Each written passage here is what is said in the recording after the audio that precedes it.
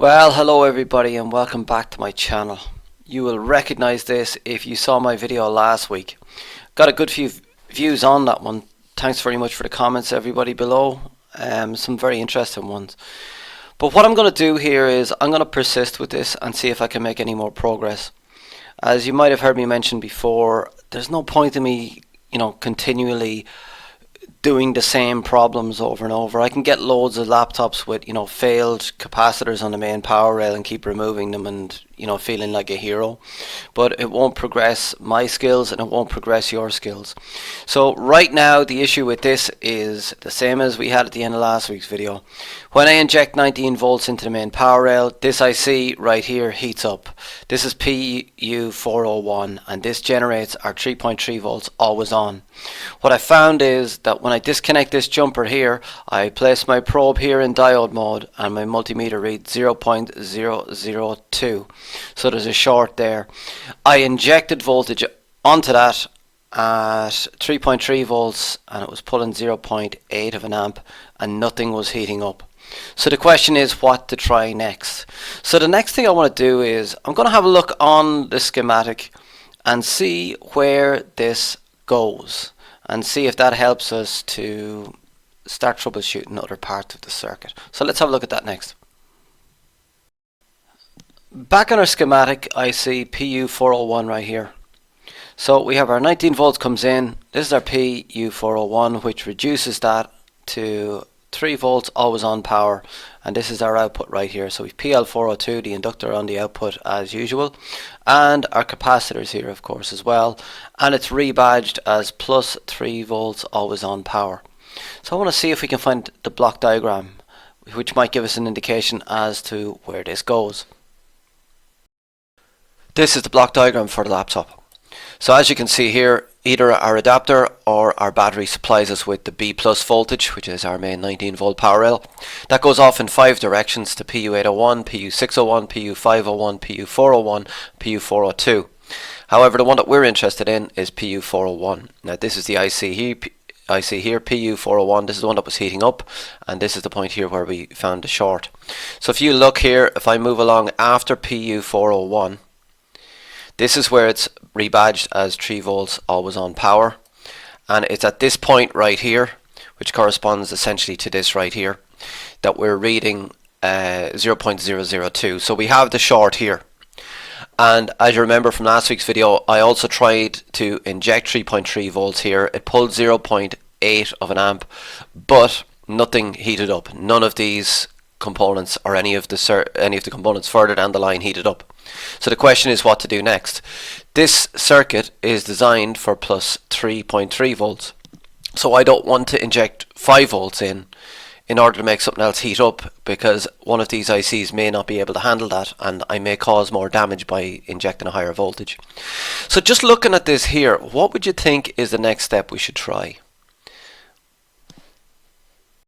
Well, looking at this, what I thought might be a good idea might be to try disconnecting each of these 5 circuits one by one and see if I can find out which one is causing the short.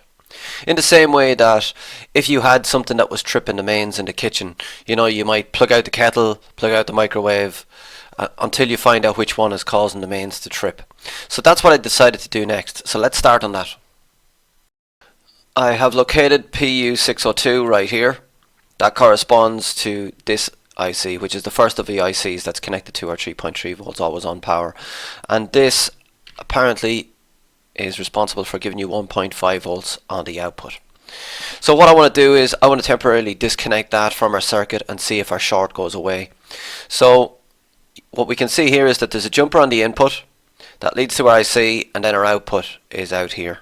So we would expect to have 1.5 volts here when the output is working.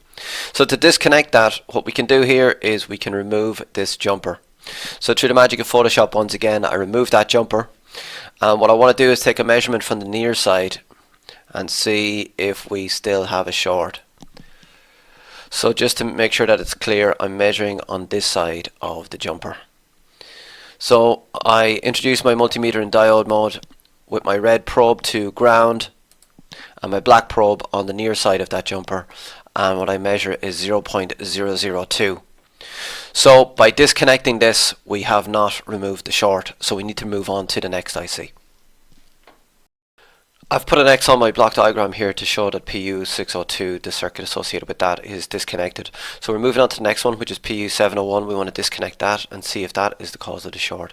So PJ701 is here and PU701 is this IC. So this is the input, PJ701. So once again, we have the option to disconnect the jumper. So again, I disconnect that jumper. I introduce my multimeter in diode mode. I'll place my red probe to ground and place my black probe to the near side of that jumper, and I measure 0.002. So with PU701 disconnected, we still have a short. I located PU702 over on the other side of the board. As we can see here, we have jumper PJ703, which is on the input of PU702. So the easiest way to disconnect this whole circuit is to remove this jumper here. So that's what I did. I desoldered that jumper, which disconnected PU702. Now we just need to measure and see if our short is still there. So I introduce my multimeter in diode mode. I place my red probe to ground and my black probe to the other side of the jumper, and when I did that, it measures 0.002 in diode mode, which means that we still have a short. At this point, I've disconnected PU602, PU701 and PU702, and our short is still present. So moving on to U11. Now U11 is, as you can see here, U11 is this IC. Now there is no jumper going to this, so I have no convenient way of just temporarily disconnecting this IC. What I need to do is actually remove it. So I got my hot air gun and I desoldered U11 like so. And with it desoldered, I introduce my multimeter in diode mode, place my red probe to ground and my black probe to this side of the jumper. And when I did that, I measured 0.002. So U11 is not responsible for our short either. So that leaves us with one, U67. I located U67 on the other side of the board, as you can see U67 here, and that corresponds to this IC. Now what this is responsible for apparently is for taking our 3 volts always on and giving us 3 volts for our LAN, our Ethernet power. But if you look on this section of the board here, just pause it for a second and see. It should be easy to spot it, but can you see something wrong there? Well, what I spotted was, if you zoom in on this Y10, which appears to be a crystal, it looks like there's a hole in it. So the first thing I said I would do is remove this, and hopefully our short goes away. So with my heat gun, I very carefully removed Y10 like so, and I got my multimeter then in diode mode once again, placed my red probe to ground, and very excitedly placed my black probe to U67. So essentially what I'm measuring here is at this point where we were getting a short, and when I measured that, I got 0.002. So removing that didn't help. And then I actually removed U67 as well, and when I did that, it still stayed on 0.002. So by removing the path to all of these ICs, still didn't remove the short. Where does that leave us? Well, once again, we know that we have a short here, and I've now disconnected the 5 of these circuits, and we still have a short. But it's important to remember that this block diagram is just an abbreviation. If I go back to PU401, what you can see here is PU401, 3 volts always on power in the output, and that then goes to a jumper. If I just scrolled across, I would of course seen this. So 3 volts always on, cross jumper PJ401. On the other side of that, it's then called 3 volts ALW without the P at the end. And as we will see, that is all over the board. When I search the schematic for 3VALW, as you can see, it's here. It's an input for this IC here, which I think is that our bias chip? Maybe not. But this could be shorted. We have another IC here. This could be shorted. On the next page, where is it? Yeah, it's also the input to U65, so that could be shorted.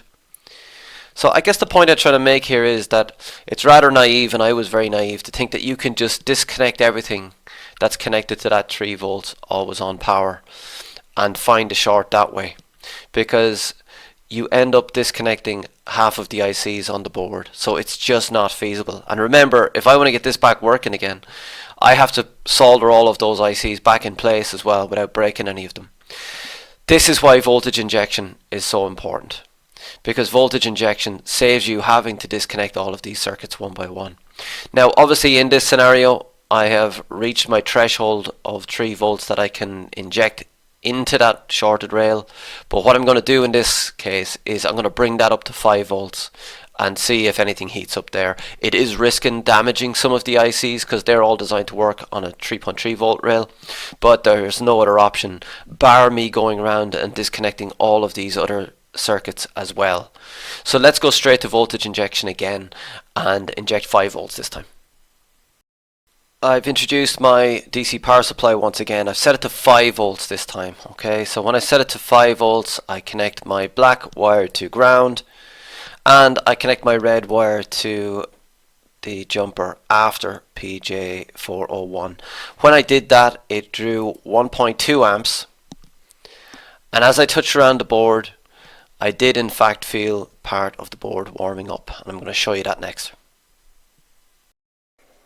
While injecting 5 volts, I touched around the board, and this unfortunately was the only area of the board that heated up. I could feel this section of the processor getting very, very warm.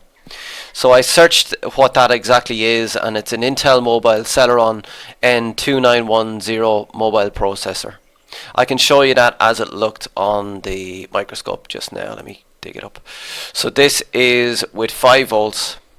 It doesn't actually burn off that quickly with only 5 volts, but if I increase that up, you will see, if I increase that to 9 volts, you'll see that very quickly burns off and gets very, very hot to touch. The flux doesn't burn off as quickly as it would off a capacitor, but as you can see, if I bring that over to the corner there, if I move the flux over to the corner, you can see it burns off very quickly. And that is literally the only section of the board that gets anyway warm at all. So I'm going to deduce that that Intel Celeron N2910 is the cause of the short. So that's the video for this week, guys. Bit of a disappointment. I was hoping to make more progress with that, but it looks like we would need to replace the processor on this one before going any further, and I don't have the tools or the skills to do that. So that's where we will end this motherboard right here. It's going in the bin, and we're going to move on to something else next week. Please leave your comments down below. I find them very helpful and interesting, and we'll be back with something interesting next week.